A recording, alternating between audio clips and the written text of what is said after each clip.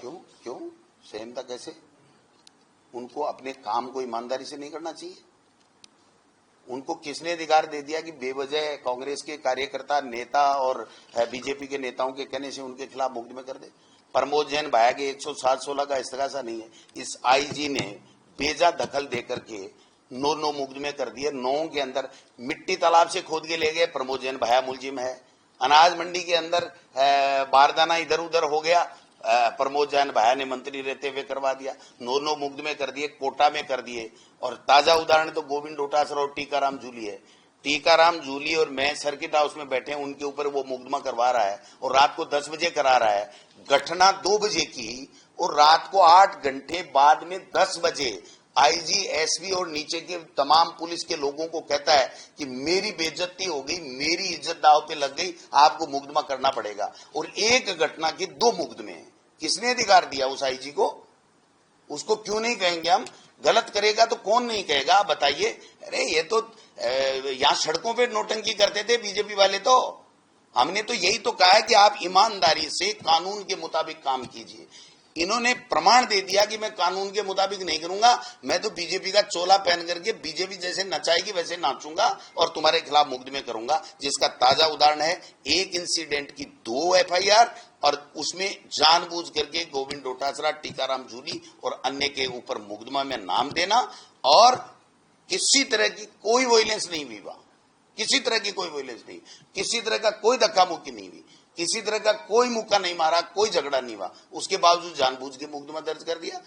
और इसलिए कि एक तो सीआईडी सीबी में चला जाएगा, तो इसलिए दूसरा मुकदमा वहां के लोकल नेताओं को प्रेशर में रखने के लिए मैं दूसरा मुकदमा कर दूं। ये कोटा आईजी है, तब कोटा में ही हुआ है ये सब। कहां फुहारे नहीं छूटते, कहां प्रदर्शन नहीं होते।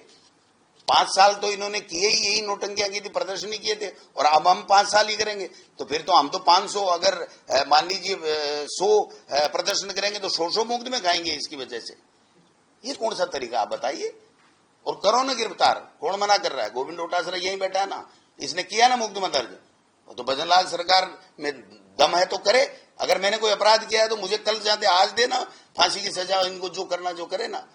तो ये तो प्रमाणित कर रहा है कि मैं तो बीजेपी का जो है चोला पहन करके काम कर रहा हूं, तुम्हारी में हिम्मत हो तो कर लो, मैं तो करूंगा। मेरे 8 घंटे बाद में मुकदमा कैसे दर्ज हुआ, आप बताओ। आपके साथ कोई घटना हो जाए, आप 10 मिनट, 20 मिनट, 1 घंटा, 2 घंटा, और वही पुलिस का आदमी पुलिस को रिपोर्ट दे रहा है, सीआई को रिपोर्ट दे रहा है, जो सीआई उसके साथ में, एसपी वहां पे खड़ा है, और उनको 6 घंटे 8 घंटे बाद में प्रेशर में लेकर के अरे मेरे को तो मुकदमा दर्ज कराना है। ये कोई तरीका है क्या? तो उसको नहीं कहेंगे तो क्या उसको लड्डू खिलाएंगे?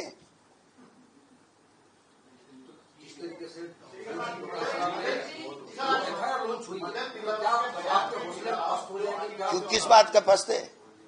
कौन पूछता है ऐसे एफआईआरों को? इनमें दम है, जांच करो।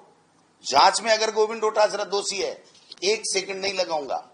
जो यहां जहां कहेंगे वहां मैं चला जाऊंगा। आज कहता हूं मैं आपके प्रेस के मीडिया के साथ, करो ना जांचे, कौन मना कर रहा है? लेकिन ये बदले की भावना के साथ में लोगों को परेशान करने के लिए बीजेपी के नेताओं के इशारे के ऊपर ये इस तरीके से कि ये दब जाएंगे, ये दब जाएंगे। कोई नहीं दबने वाला है, कोई फर्क नहीं पड़ता इन चीजों से। सर, आज मदन दिलावर के एक बयान के खिलाफ आदिवासी समाज के लोगों ने बड़ा प्रदर्शन किया। वो कह रहे हैं मदन दिलावर का इस्तीफा होना चाहिए और खून भी जैकेट पे डीएनए की जांच कर दो। 100% होना चाहिए। लेकिन ये मदन दिलावर जी नहीं बोल रहे हैं, इनकी मुंह से आरएसएस बोल रहा है, उसकी मानसिकता बोल रही है। वरना अब तक 10 दिन हो गए, उस आरएसएस को ये कह देना चाहिए था कि ये हमारा अधिकृत बयान नहीं हो सकता, हमारी सोच ये नहीं हो सकती। या बीजेपी के प्रवक्ता सारे दिन बैठे रहते हैं बीजेपी के कार्यालय में, तो उनको ये कहना चाहिए था कि ये इनकी बात ठीक नहीं है, बीजेपी इसकी बात का समर्थन नहीं करती। इसका मतलब यह है कि आरएसएस और बीजेपी जो दोनों एक हैं, उनकी मानसिकता आदिवासियों के प्रति, एससी एसटी के प्रति और आम जन के प्रति किस प्रकार की झलकता। आप बताइए, ओम बिरला जी जय संविधान बोलने से चिढ़ करके और अनर्गल बयानबाजी करते हैं और अपने पद का दुरुपयोग करने लग जाते हैं, और दूसरे कुछ भी बोल रहे हैं, उनको कोई परवाह नहीं है। बीजेपी का आदमी तो कुछ भी बोल रहा है। लेकिन अगर कांग्रेस का सांसद ये बोल गया या इंडिया गठबंधन का सांसद ये जय संविधान बोल गया तो कोई गुनाह हो गया क्या, आप बताओ। आपने देखा होगा।